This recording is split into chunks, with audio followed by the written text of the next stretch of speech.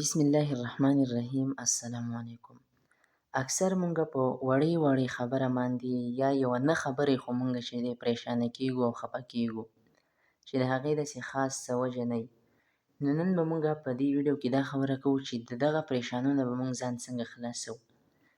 خپل عقل به استعمالوو، خپل د ځان نه به یو څو تپوسونه کوو، خپل ځان به پکې ته چیلنج کوو او خپله پریشاني به ختموو. نو د ویډیو راسره تر اخري سره پورې وګورئ.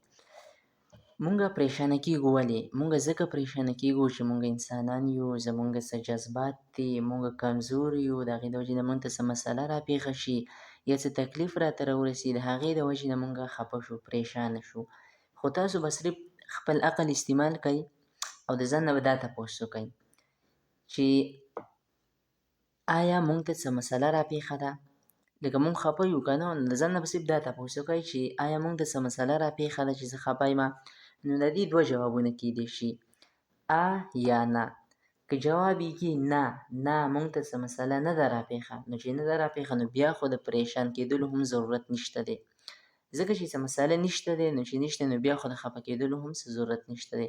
خو که جواب یې چې مونږ ته څه مسله شته دی، نو یو تپوس به صرف د ځان نه دا وکړئ چې آیا د دغې د مسلې حل کولو اختیار زمونږ سره شته که نشته دی. که ستاسو جواب یې چې د دغې مسلې د حل کولو اختیار مونږ سره شته دی، نو بیا خو نن دی که سبا دی که هر څو 2 کاله پس دی 3 کاله پس دی هر څو وخت پس چې دی خو کله نه کله به دغه مسله زه څه کوم حل کړم، ځکه چې د دغې د حل کولو اختیار ما سره شته دی. نو چې جواب یې ما سره اختیار شته دی نو بیا خو د پریشان کېدلو ضرورت نشته دی، ځکه چې مسله ده دا به زه حل کوم، هر کله چې شي خو حل کومه به یي. خو که چېرته تاسو ته یو مسله راپېښه یي او د هغې تاسو سره اختیار نه یي، نو چې تاسو سره اختیار نشته دی نو بیا خو هم د خفه کېدلو ضرورت نشته دی، ځکه چې تاسو سره اختیار نشته دی. نو اختیار د چا سره دی؟ اختیار د هغه چا سره دی چا چې زه ته ټول کائنات یې پیدا کړلی، مطلب د الله سره اختیار دی. نو په دې ټول ډایګرام ته که مونږ وګورو د دې د عقل په لحاظ سره مونږ د دې انالیسیس وکړو نو مونږ ته د خفه کېدلو هیڅ ضرورت نشته دی.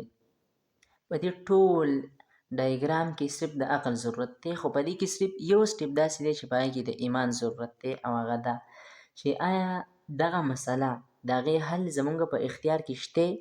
که زمونږ په اختیار کې نشته دی نو بیا خو د پریشان کېدلو ضرورت نشته دی، خو دغه سټپ کې مونږ ته د یو څیز ضرورت دی او هغه دی ایمان. دا اوس ډیپینډ کوي چې د چا ایمان څومره مضبوط دی.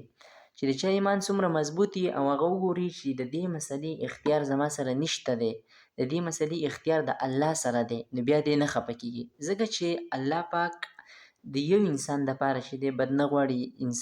الله پاک په انسان باندې ذره برابر چې دی هغه ظلم هم نه کوي.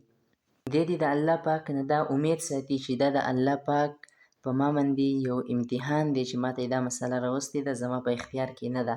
د الله پاک نه د ښې امید ساتي. او انسان په باره کې نبي علیه صلات وسلام وایي د مؤمن په باره کې چې د ده معامله عجیبه ده، هغه دا که ده ته خیر ورسي نو دی پرې شکر کوي، د هغې بیا ده ته چې دی نو ښه اجر میلاویږي. خو که ده ته څه تکلیف ورسي یا څه پریشاني ورسیږي نو ده ته بیا هم د ده پکې د خیر شته دی، هغه دا چې د صبر کوي او د صبر والا الله پاک اجر ورکوي.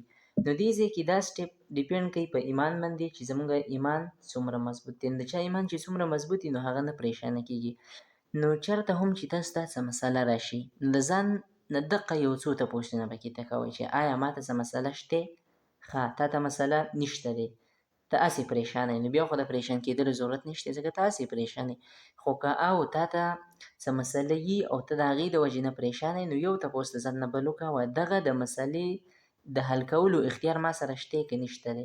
که تا سره اختیار یي نو بیا هم مه خفه کېږه ځکه د پریشان کېدلو ضرورت نشته دی، هر کله چې شي خو ته به دغه مسله څه کړې حل کړې. خو که تا سره دغه مسلې د حل کولو اختیار تا سره نه یي نو بیا خو د خفه کېدلو بالکل ضرورت نشته ځکه د هغې اختیار د چا سره دی؟ د الله سره دی. او تاسو ته ما ووي چې دا سټپ چې کوم دی دا ډیپینډ کوي په ایمان باندې چې ستاسو ایمان څومره مضبوط دی.